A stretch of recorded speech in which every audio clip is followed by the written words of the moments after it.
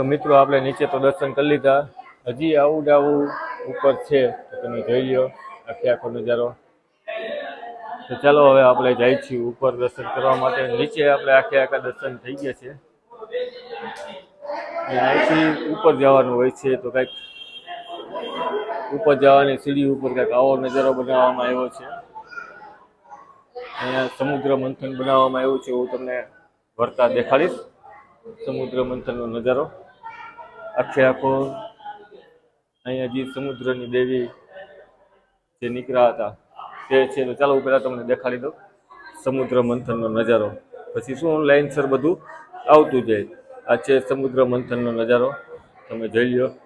રાક્ષસો અને દેવતાઓ સાથે મળીને સમુદ્ર મંથન કરતા હતા ને ભગવાન ભોળિયાનાથ વિષ પીતા હતા, તેવો નજારો આખો અહીંયા છે। અને આ છે જે કૃષ્ણ ભગવાન અપ્સરા બન્યા હતા અને રાક્ષસો અને દેવતાઓને અમૃત પાતા હતા, તે નજારો આખો અહીંયા બનાવવામાં આવ્યો છે। હજી તો આવું ઘણું બધું હશે। તો ચાલો હવે આપણે ધીમે ધીમે હજી ઉપરના સાઈડમાં બધું જોઈએ શું છે શું નહીં। આ સરસ મજાનું મંદિર પ્રતિમાએ રાખવામાં આવી છે, જોઈ લો કૃષ્ણ ભગવાનની આખું કાચથી બનાવવામાં આવ્યું છે આ। તો ચાલો આપણે જઈએ ને સોનાની લંકાના સોનાની દ્વારકાના તમને દર્શન કરાવું। તો જોઈ લો કૌરવો પાંડવો શાંતિદૂત બનતા શ્રી કૃષ્ણ, તમે જોઈ શકો છો કૌરવો પાંડવો અને શાંતિદૂત બન્યા હતા કૃષ્ણ ભગવાન। અત્યારનો નજારો છે, આખું પ્રતિબિંબ અહીંયા રિયલ બનાવવામાં આવ્યું છે। અને અહીંયા એક બીજું, જ્યારે દુશાસન દ્રૌપદીનું ચીરહરણ કરતો હતો તે નજારો અહીંયા બતાવવામાં આવે છે મિત્રો। તો તમે જોઈ શકો છો આખો નજારો તમને દેખાડી દઉં। અહીંયા દુર્યોધનને બધાય ખુશ થતા હતા, આ બાજુ દ્રૌપદી હતી ને આ બાજુ બધાય પાંડવો નીચે બેસી હતા મોઢા નીચા કરી કરીને। અને અહીંયા જ છે કૃષ્ણ ભગવાન, તમે જોઈ લો કૃષ્ણ ભગવાન પણ આવી ગયા છે લીલા કરવા માટે, સાડીનો છેડો આપતા હોય તો નજારો આખો અહીંયા બનાવવામાં આવ્યો છે। અને અહીંયા આવ્યું છે ભીષ્મ પિતામહને જ્યારે બાણ માર્યું હતું યુદ્ધમાં, ત્યારે બાણ ઉપર સૂતા હતા, આ તે નજારો છે જ્યારે ભીષ્મ પિતામહ બાણ ઉપર સૂતા હતા। જોઈ લો મિત્રો આખો નજારો હુબહુબ તમે રિયલમાં એકવાર તમે જોવા આવો એટલે તમને એમ જ થઈ જાય કે ના રિયલમાં સાચું કે આ બધું આવું જ છે। ભૃગુશ્રી દ્વારા ભગવાનને લાત મારેલ, આ તો મેં નહોતું જાણેલું, આ એક મને જાણવા મળ્યું હતું। તમને ખ્યાલ હોય તો કોમેન્ટ બોક્સમાં કહેજો। કૃષ્ણ ભગવાનને જે ઋષિમુનિએ લાત મારી હતી, બે વસ્તુ આપણને આ જગ્યાએ જાણવા મળી હતી, આપણને ખબર નહોતી કે આ છે વામન અવતાર જે કૃષ્ણ ભગવાનનો હતો, તે વામન અવતાર પણ અહીંયા દર્શાવવામાં આવ્યો છે। બલિરાજ આગળ તમે જોઈ શકો છો, આ છે બલિ રાક્ષસ ને પાછળ આખું ચરિત્ર દર્શાવવામાં આવ્યું છે વામન અવતારનું। ને હજી આપણે આગળ જાય તો આવે છે દ્વારકામાં ભક્તોનું સ્વાગત કરવા માટે બિરાજમાન કૃષ્ણ ભગવાન આવી રીતે બિરાજમાન છે, તેનું પણ પ્રતિબિંબ અહીંયા રાખવામાં આવેલું છે, જોઈ લો। આ દુર્વાસાનું ઋષિ પૂજન કરતા હતા કૃષ્ણ ભગવાને રુક્ષ્મણીજી, તેનો નજારો પણ અહીંયા બતાવવામાં આવ્યો છે। એ ભામાજીનું ઋષિનું છે મિત્રો, અહીંયા શંખાસુરનો વધ કર્યો તે, આ શંખાસુરનો વધ કર્યો હતો તે નજારો આખો પ્રતિબિંબ હુબહુબ બનાવવામાં આવ્યું છે મિત્રો। અને કંઈક આવડો મોટો હાથી બનાવવામાં પણ આવ્યો છે, હાથી આગળ ગજેન્દ્ર મોક્ષ, જે ગજેન્દ્ર મોક્ષ કહેવામાં આવે છે તે હાથીને પણ અહીંયા બનાવવામાં આવ્યો છે। અને આ છે ચરણ ધોતા શ્રી કૃષ્ણ, સુદામાજીના ચરણ ધોતા શ્રી કૃષ્ણ ભગવાનનો નજારો પણ અહીંયા દર્શાવવામાં આવ્યો છે મિત્રો। આપણે નીચે જોયું હતું પણ અહીંયા પણ દર્શાવવામાં આવ્યો છે, તો તમે જોઈ શકો છો સુદામાજી કૃષ્ણ ભગવાન ને હનુમાનજી મહારાજને પણ બિરાજમાન કરવામાં આવ્યા છે। જોઈ લો હનુમાનજી મહારાજ કેવો સરસ મજાના બિરાજમાન છે તે, ને બ્રહ્મા વિષ્ણુ મહેશ ત્રિદેવને બિરાજમાન કરવામાં આવ્યા હતા, તેનો નજારો પણ તમે જોઈ લો કેવા સરસ મજાના પ્રતિબિંબ રાખવામાં આવ્યું છે બ્રહ્મા વિષ્ણુ મહેશનું।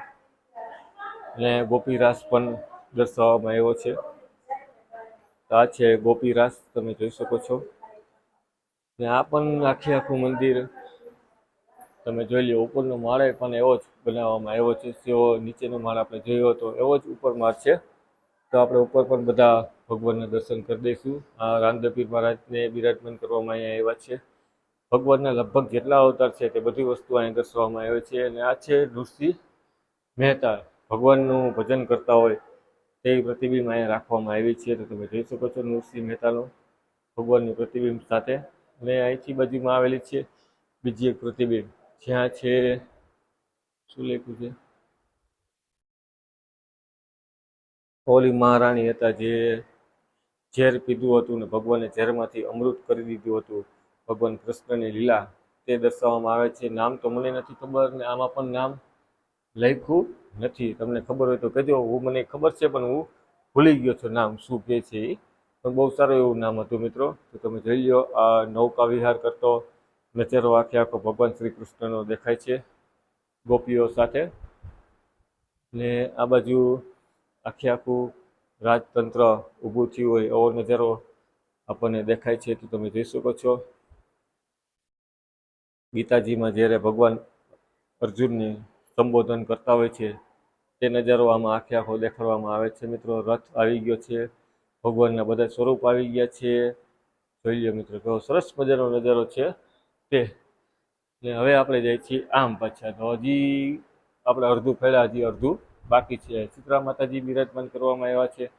શીતળા માતાજીના તમે દર્શન કરી લ્યો. આ બાજુ મહાકાળીમાં બિરાજમાન કરવામાં આવ્યા છે. તમે મહાકાળી માતાજીના દર્શન કરી લ્યો મિત્રો. એની બાજુમાં શેરાવાલી માતાજી બિરાજમાન કરવામાં આવ્યા છે. તો તમે શેરાવાળા માતાજીના દર્શન કરી લ્યો. એની જ બાજુમાં લગભગ આ ગાયત્રી માતાજી છે. નામ તો અહીંયા કે બોર્ડ માર્યું નથી, પણ તમે જાણો છો કે ગાયત્રી માતા છે. તેના પણ તમે દર્શન કરી લ્યો. અને આ મત્સ્ય અવતારમાં જ્યારે આવ્યા હતા ભગવાન, તેના પણ તમે દર્શન કરી શકો છો. કેવા સરસ મજાના દર્શન આપણને થાય છે. એવું જ નજર હોય છે. અને આ જ્યારે કચ્છવાના અવતારમાં આવ્યા હતા, કચ્છા અવતાર કહેવામાં આવે છે ભગવાનનો, અત્યારનો નજારો છે મિત્રો. તમે જોઈ શકો છો કચ્છા અવતારનો નજારો.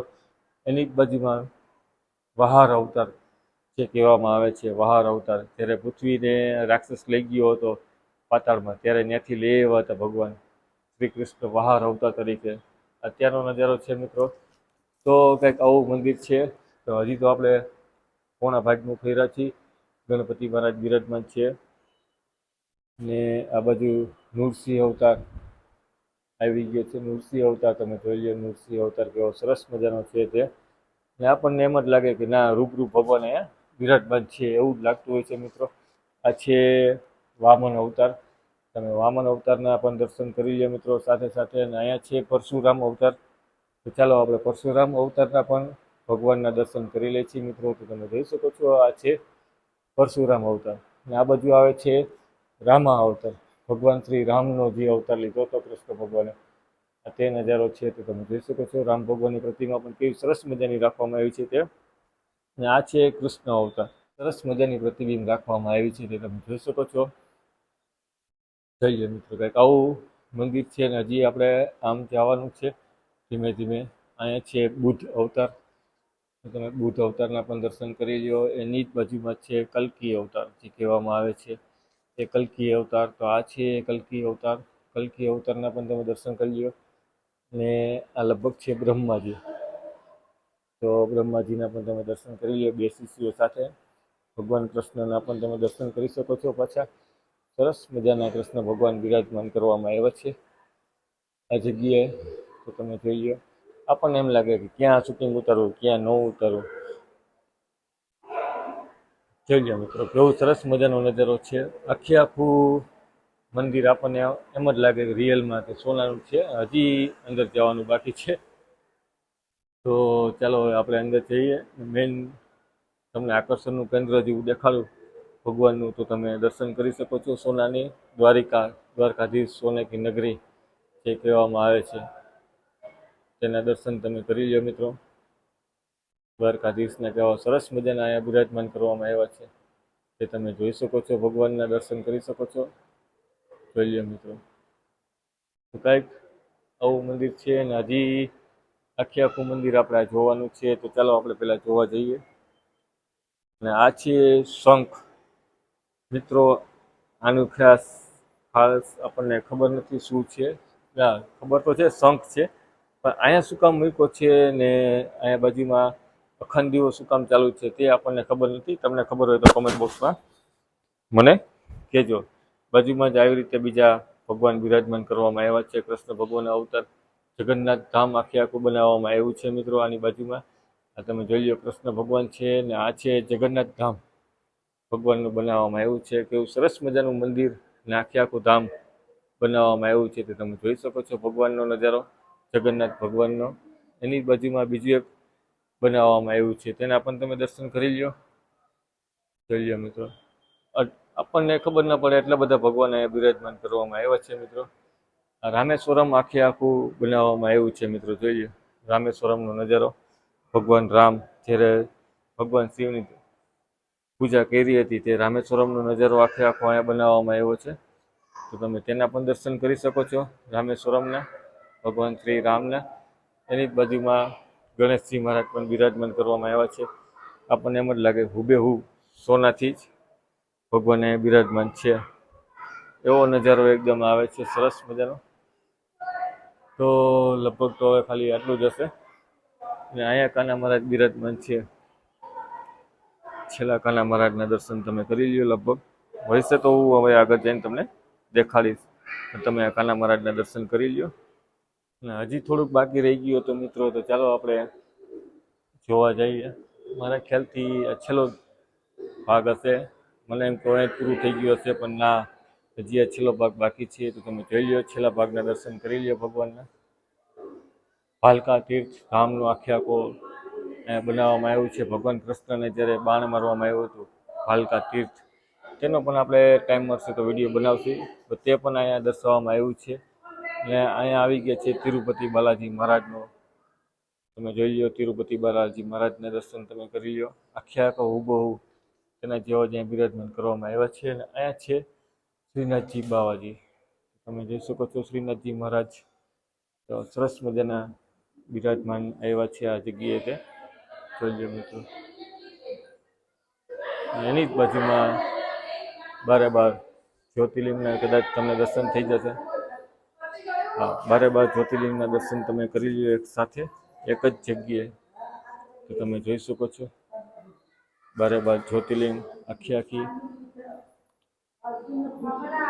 તો મિત્રો, તમે બારે બાર જ્યોતિર્લિંગના દર્શન કરી લો એક જ જગ્યાએ. તમે જોઈ શકો છો બારે બાર જ્યોતિર્લિંગ કેવી સરસ મજાની અહીંયા બિરાજમાન કરવામાં આવી છે ભગવાન શિવની પ્રતિમા સાથે. આખે આખો કૈલાસ પર્વત અહીંયા દર્શાવવામાં આવ્યો છે. તો તમે જોઈ શકો છો કૈલાસ પર્વતની સાથે બારે બાર જ્યોતિર્લિંગના તમે દર્શન કરી શકો છો મિત્રો. જોઈ લો કેવો સરસ મજાનો નજારો છે આ જગ્યાએ, જે તમે જોઈ શકો છો. અને અહીંયા ભગવાનને 8 પટરાણીઓના નામ લખવામાં આવ્યા છે મિત્રો. તો સ્ક્રીનશોટ પાડીને તમે વાંચી લેજો શું શું નામ છે. તમને ન ખબર હોય તો 16,100 કન્યાનું એક સાથે ભગવાને પાણી ગ્રહણ કરેલું હતું, તે બધી વસ્તુ અહીંયા લખવામાં આવેલી છે મિત્રો. તો કંઈક આવો નજારો છે. તો તમે જોઈ લો, છેલ્લે ભીમ અર્જુનનો પુત્ર પાંડુ પુત્રોના પણ અહીંયા પ્રતિબિંબ રાખવામાં આવ્યા છે મિત્રો. સારું મિત્રો, તો કંઈક આવી છે સોનાની નગરી. તમે જોઈ શકો છો એવી સરસ મજાની છે તે. તો મિત્રો, આ હતી સોનાની દ્વારકાના દર્શન તમને મેં કરાવ્યા. તમને સારા લાગ્યા છે દર્શન, આશા છે. તો ચાલો આપણે બીજા દર્શન કરવા જઈએ. મારી સાથે તમે પણ બના રહેજો આખા વિડીયોમાં. તો ચાલો મિત્રો, હવે આપણે પહોંચી ગયા છીએ મેઇન મંદિર દ્વારકાધીશના દર્શન કરવા માટે. જે બેટ દ્વારકામાં દ્વારકાધીશનું મેઇન મંદિર આવ્યું છે ત્યાંનો તમે ગેટનો નજારો જોઈ લો મિત્રો. મોબાઈલ તો અંદર એલાઉડ છે નહીં, એટલે આપણે અંદર તમને વિડીયો નહીં બનાવી શકું મિત્રો. પણ તમને માહિતી થોડી ઘણી આપી દઉં, કેમ કે અહીંયા સુધી આપણને મોબાઈલ એલાઉડ છે. અને અહીંયા તમારે મોબાઈલ જમા કરાવી દેવાનો હોય છે મિત્રો. અને અહીંયા તમે મોબાઈલ જમા કરાવો એટલે એક મોબાઈલના 5 રૂપિયા લોકો લેતા હોય છે મિત્રો. એટલે તમારે જેમ દ્વારકાધીશમાં બધી વસ્તુ જમા કરાવીને અંદર જવાનું હોય છે દર્શન કરવા, એવી જ રીતે તમારે અહીંયા બધી વસ્તુ જમા કરાવીને દર્શન કરવા જવાનું હોય છે મિત્રો. અને અહીંનું કંઈક મહત્વ છે, ચોખા તમારે પ્રસાદમાં ધરવાના હોય છે મિત્રો. તો ચાલો આપણે જઈએ, ધીમે ધીમે આગળ વધીએ અને દ્વારકાધીશના દર્શન કરીએ મિત્રો. તમારા વતી હું દર્શન કરી લઉં છું. દર્શન કરીને આપણે સીધા નીકળી ગયા હતા બહાર. તો તમે બહારનો નજારો જોઈ શકો છો, કેટલો બધો ટ્રાફિક છે તે મિત્રો. અને દર્શન કરવાની અલહદ મજા આવી હતી મિત્રો. તો તમે ચોક્કસ એકવાર આ મંદિરની મુલાકાત લેવા જ્યારે આ જરૂર ને જરૂર તમે આવજો મિત્રો. તો તમે જોઈ લો મેઇન દ્વારકાધીશ મંદિરનો ટ્રાફિક કેટલો બધો છે તે અને કેવું સરસ મજાનું પરિસર છે તે તમે જોઈ શકો છો દ્વારકાધીશ મંદિરનું. બેટ દ્વારકા ગામ તમે જોઈ લ્યો. પાણીનો ટાંકો સૌથી જૂનો ટાંકો છે પાણીનો, બેટ દ્વારકાનો. પેલા ત્યાંથી બધું મીઠું પાણી આવતું અને આવડો આ નવો ટાંકો છે. કઈક આવી ગલીઓ છે બેટ દ્વારકા. ગલીઓ બધી નાની નાની છે, તમે જોઈ લો બેટ દ્વારકાની ગલીઓ બધી. મકાન કેવા છે તે જોઈ લો. આખે આખા બેટ દ્વારકામાં સુદામાજીએ રાઉન્ડ માર્યો હતો, પ્રદક્ષિણા કરી હતી, 7 વાર પ્રદક્ષિણા કરી હતી ને. આખે આખા બેટ દ્વારકામાં 7 વાર સુદામાજીએ પ્રદક્ષિણા કરી હતી અને કંઈક આવું બેટ દ્વારકા. તો મિત્રો, બેટ દ્વારકાની જાત્રા આપણી પૂરી થઈ ગઈ છે. જે મેઇન 3 મંદિર હતા તેના દર્શન આપણને કરાવી દીધા છે. આપણે સ્પેશિયલ રિક્ષા કરી હતી કેમ કે સિંગલ માણા હતા અને ટ્રાફિકમાં તમને ખબર છે ટ્રાફિક કેટલો હોય એટલે આપણને જવાનું આવે ન આવે, વિડીયો બનાવવાનું મળે ન મળે, તેના હિસાબે આપણે ભાઈ આગળ સ્પેશિયલ રિક્ષા કરી લીધી હતી. તો ભાઈનો પરિચય હું તમને કરાવી દઉં. ભાઈ એકદમ ગુડ માણસ છે, તો તમે ગમે ત્યારે બેટ દ્વારકા આવો તો ભાઈના ફોન નંબર એવું આમાં નાખી દઈશ, તો તમે એને ફોન કરજો, ડાયરેક્ટ ભાઈ અહીંયા તમને હાજર મળી જશે. બધું સમજાવીશ તમને, આખો બેટ દ્વારકા સમજાવીશ તમને, ક્યાં ક્યાં લઈ જશો બધું. આશાપુરામાંનું હનુમાનજીના બધું તમને સમજાવી, ગાઈડિંગ કરાવીશું. તમને મજા આવશે, રાજી ખુશી તમે એમ કહેશો ના ભાઈ બરાબર છે. તમારું નામ શું છે? મારું નામ જાવેદભાઈ છે. જાવેદભાઈ, તમારો મોબાઈલ નંબર? 9725692217 મારો નંબર છે. ને હું પોતે નાવડીવાળો જ છું. અત્યારે નાવડી બંધ થઈ ગઈ એટલે રિક્ષામાં મેં આવી ગયા છે.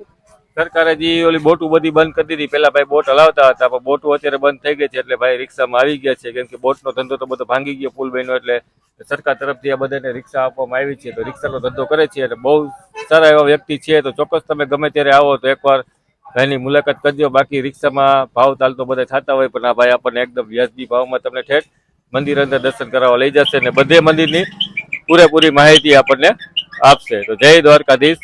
સારું, હાલો તો મળશું પાછા એક નવા સારા વિડીયોમાં. તો મિત્રો, આપણે દ્વારકાધીશના દર્શન કરી લીધા મિત્રો, અને ત્યાંથી આપણે નીકળી ગયા હતા સીધા દ્વારકાધીશ મંદિરે જવા માટે. કેમ કે સાંજ થઈ ગઈ હતી ને આપણે નાઇટ રોકાવાનું હતું દ્વારકાધીશ મંદિરે. તો તમે જોઈ શકો છો આ છે બેટ દ્વારકા ઉપરનો પુલનો નજારો. મેં તમને જાતા તો દેખાડ્યો હતો, હવે વરતા પણ તમને દેખાડી દઉં કેમ કે અહીંયા ઘણી બધી બોટો આવેલી હોય છે મિત્રો. તો તમે બોટનો નજારો જોઈ શકો છો કેવો સરસ મજાનો છે તે. સારું મિત્રો, વિડીયોમાં તો ખાલી આટલું જ. મળીશું પાછા એક નવા સારા વિડીયોમાં. તે લગી મને રજા આપો.